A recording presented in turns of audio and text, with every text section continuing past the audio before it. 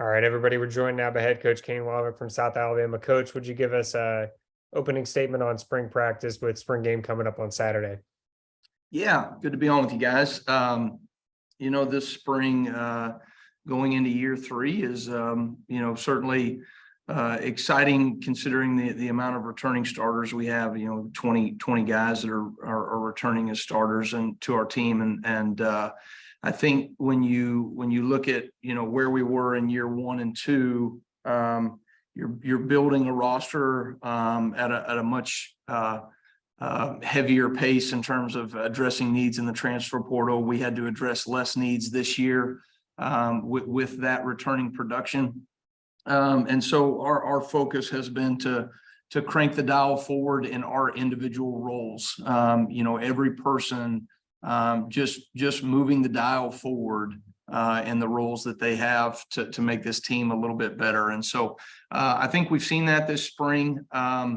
Certainly having a returning starter and Carter Bradley coming back at the quarterback position. I think we were looking back, it's been almost, I think, a decade since South Alabama has had a returning starter at quarterback, which is pretty amazing.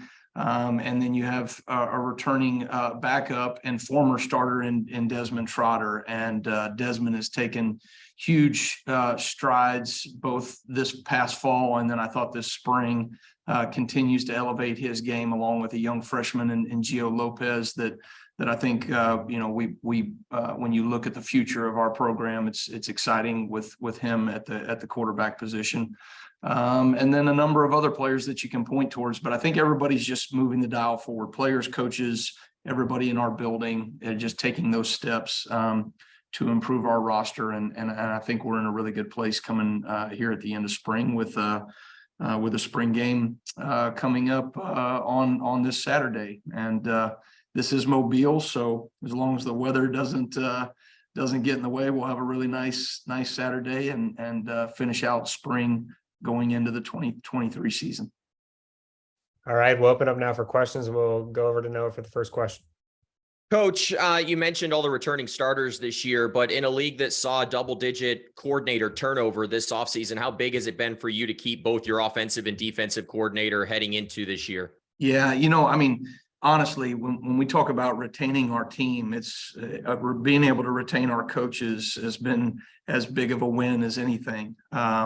When you have the players that we have and you have the coaches that have the experience, particularly in our two coordinators in Major Applewhite and Corey Batoon, as you can imagine, people came to get after those coaches. They came after players, and here we are, April 13th, and we've been able to hold on to them. I'm not going to say that we have entirely yet, but to this point, we are trending in the right direction there, and certainly to have those guys, it makes things so much easier. And more efficient when your players know what you're doing offensively, defensively. Special teams has stayed the same. Obviously, I'm heavily involved in our special teams and coach our punt team and our kickoff unit.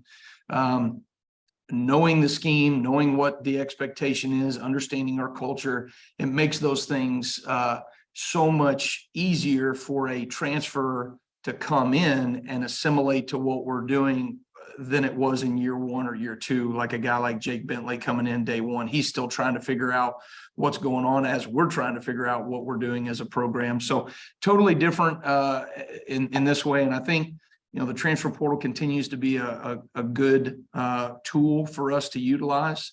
And as you look at it, we've been able to address some of those needs in some guys that have already shown up in the spring. But probably where I'm most excited about is we continue to evaluate the character of those people that we're bringing in, and why are they in the portal, and do they fit us? And we feel like we're in a really good place there. And I think that's why we've been able to bring players in the transfer portal and still keep a roster that pulls the rope in the same direction.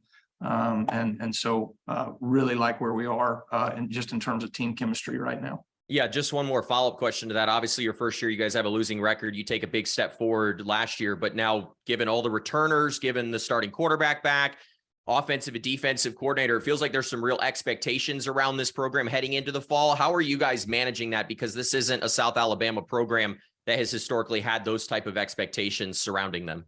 Yeah, I agree. And I think, when I took the job, I made it very clear, this is a program that should be in a bowl game every single year. We should be within contention, in arm's reach of a conference championship. And I think we're in position to do those things. We do not put, 2023 goals. You won't see that plastered on a wall anywhere. I don't speak to the team about those things. When we put our head on a pillow at night, just like everybody else in this league, right? There's a dream of being at the elite level of the Sun Belt Conference, which puts you in an elite level in college football right now, considering how we're doing as a conference. But what we try to strive for is meeting the expectation and standard of this program every single day. And if we'll do that, I think the other things will take care of themselves, and we will put ourselves in position, to operate at a high level. But I think this time of year, it's more focused on yourself and what you need in order to defend and attack the best in our league, right? So you got to look at where you were a year ago, what you have returning, and what the other teams, both schematically and personnel, what you have to do better in order to take care of the games that you did not handle well enough a year ago. And so those are the things that we try to talk about right now. And I think that moves into your expectation that you're talking about for the future. Coach, like Jalen Tolbert a year ago, wide receiver Jalen Wayne is another hometown guy that chose to stay in Mobile, attend South Alabama. What would it mean for your program for him to hear his name called in the NFL draft? Yeah, I think it would be our third straight year of having a wide receiver that's drafted. Kawan Baker 3 years ago, and then Jalen Tolbert last year, and or 2 years ago, however you want to say that, and then Jalen Wayne. Jalen has worked really hard in this program for a long time, and I recruited both those guys, Jalen Tolbert and Jalen Wayne, when I was here before under Joey Jones, and so to get to see those guys live out their dream on the back end has been really rewarding for me personally. You look at guys like him, along with Darrell Luter, who obviously had a tremendous combine and pro day and all those things. I think those guys have set themselves up in a position to maximize their opportunity at the next level. So we are very excited for them. And as you think about, building a standard and a tradition here, producing NFL players year in and year out needs to be a piece of what this program is capable of. All right. Thanks, Kane. We appreciate the time today. Awesome. Thanks, guys. Jay's up.